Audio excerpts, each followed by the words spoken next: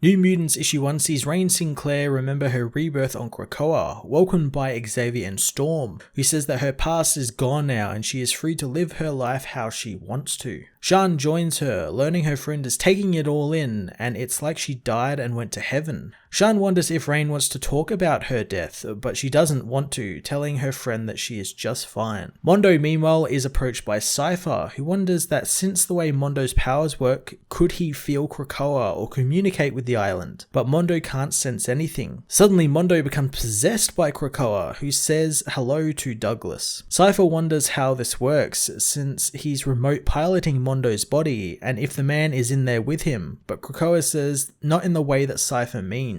Krakoa says that this is a bad thing and now it's over as he gives Mondo back his body. The mutant wonders what the hell just happened, telling Cypher he probably won't be doing that again. At the Academos habitat on Krakoa, Mirage and Sunspot talk about how they got to this point, from the ancient mutants like Apocalypse to Xavier and Magneto, and then the wider scale emergence of mutants and the X-Men. Roberto wonders why there hasn't been a brand change thanks to the explosion of the number of X-Men, thinking maybe Xavier can't afford the marketing. Mirage says that since they could build a real community now, school soon came with them, but that's where they failed since it was a human ideology and they need to build something better and their own. Roberto says that they are on the 6th generation of mutants and they are trying something different, heading to the mutant sextant, and going inside their home they find that Magic and Chamber have managed to make some coffee from beans provided by the new mutant fauna. Roberto wants some of Magic's coffee, but she threatens him with violence should he try and take a cup.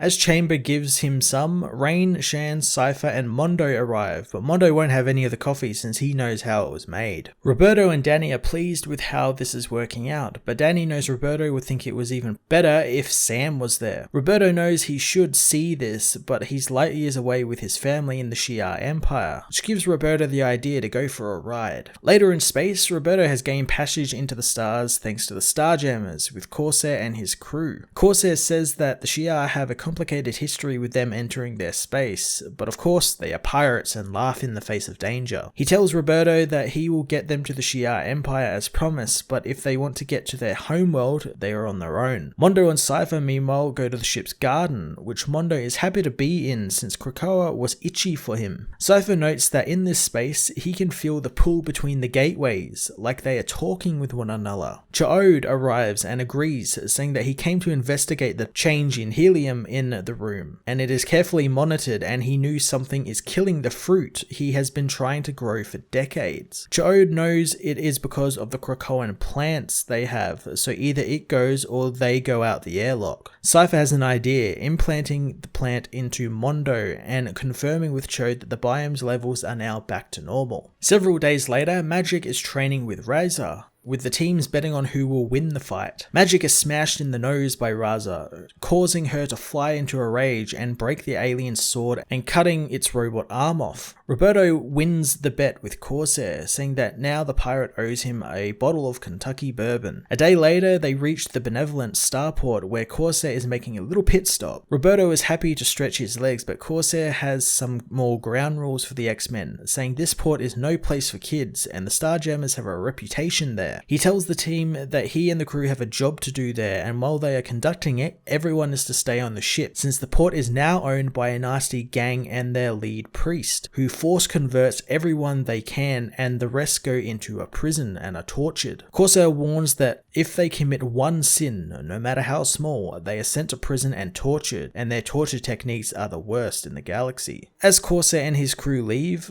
saying that they are going to pick up some shipment, the mutants want to help the innocent people being tortured on the station, but Roberto says that they aren't there to destroy the people's ideology or free the planet. He wishes it was different, but they don't have time for a revolution. Besides, he's got bourbon that they all need to drink, and Danny tells him to go get it, and while he does, the mutants leave thanks to Magic teleporting them to the starport. The team teleport to a part of the station that Magic saw in Corsair's plans that he and his crew were breaking into and stealing something from. They soon find what they were stealing, which was an egg-like object, noting it's rather deserted in the station. They take the egg as the Starjammers arrive, telling them to put it back in its containment field. Danny says that the station isn't what they were told. Corsa says they need to escape, but as Magic tries to teleport the mutants back to the ship, she is shot in the back by the arriving soldiers. Mondo protects her as Cypher tends to her wounds, and the Starjammers don't stop from running, with Corsair saying that they need to get this object to their buyer, and the mutants are on their own now. With no way out, the team fights the soldiers, allowing Chamber to unleash his power as the Starjammers make it back to the ship, finding Roberto is there and won't leave his friends, intending on rescuing them. Corsair says that they have a serious buyer to appease, so he won't do anything to jeopardize his payday, since they don't deserve their help, thanks to the mutants ruining the crew's things like Jode's plants and Raz's robotic arm. Roberto is kicked off the ship as it takes off,